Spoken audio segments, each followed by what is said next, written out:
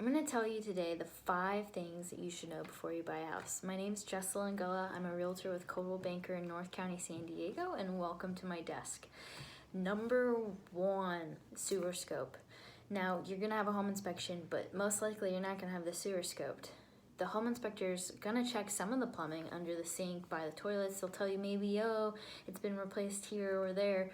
But especially if your house is 50, 60 years old, very likely there's some root growth in your sewer lines. So have a plumber come out, pay a couple extra $100, and have it scoped so that you can either ask for the seller to repair it, get a credit, or just know what you're walking into so that you take a shower and your tub clogs, you're not like, oh my gosh, I didn't know this was gonna happen, okay? Number 2, understanding the real cost of renovations.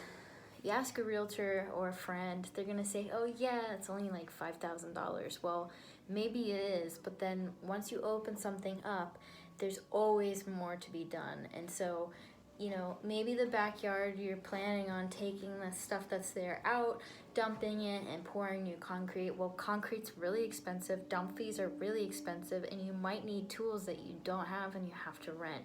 So the costs are gonna go way up. It's way better to know what you're about to get yourself into so you can plan for it or just not be so surprised versus thinking it's gonna be super cheap to renovate a kitchen and then finding out that it's way more expensive than you ever imagined. Number 3 is, you know, knowing that renovations are gonna disrupt your day. So when you have stuff done at your house, once you move in, maybe you're working from home, it's gonna be really loud, even if it's out in the backyard. So knowing what that is gonna be like, knowing that maybe the contractor's gonna disrupt you a couple of hours throughout the day because they need you to help make these decisions, which can be really fun to see the progress. But if you're busy making money, it becomes really difficult. And then that adds extra stress, just living in it. Maybe you're renovating the kitchen, well, you can't use the kitchen while that's happening, and it could be for a month. So knowing that, like, you're gonna have to create an alternative kitchen to cook and clean, and you're gonna be eating out, and all of that can add a lot of stress to your life. But if you know what to expect, it's not gonna be as stressful. And if it's a house that has way more work than you thought, maybe you're not gonna buy that house. So those are things to consider. Number 4, and this is honestly the most important one, is to shop for interest rates. Realize that, you know, the amount of time it takes to get the information for a lender, which is probably like an afternoon to gather your papers, you don't have to just send it to 1, you could send it to 3. That's what I recommend, because in the end, you're gonna be stuck with a 30-year payment. You wanna make sure that even if you're saving a quarter of a point, well, that's a quarter of a point, and over 30 years, it can add up to hundreds of thousands of dollars. So you wanna realize that you're buying a product and that the lenders are competing for your business. So make them work for it and find the one that has the best rates, loan estimates, closing costs, all of that for you. And then lastly, realize that buyer's remorse is a real thing, and it happens to a lot of people, especially if you're gonna be doing some work to your house once you move in. And also realize that it goes away.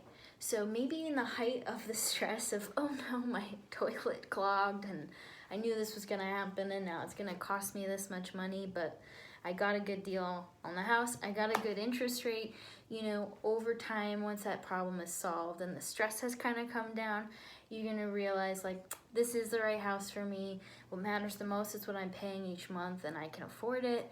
And I knew that this was gonna happen because I looked into everything. I had the lines scoped, I had all these things. So even with doing all of that, you may still experience buyer's remorse, but trust me, it goes away. And you fall in love with your house, especially as you, like, do more things to it, make it your own. You know, it's not as easy as HGTV makes it look, where you're like, oh, before, and then automatically you're into after. You're gonna have to live in the moment of it changing, but once it's done, you learn a lot and you really love your home because you made it your own.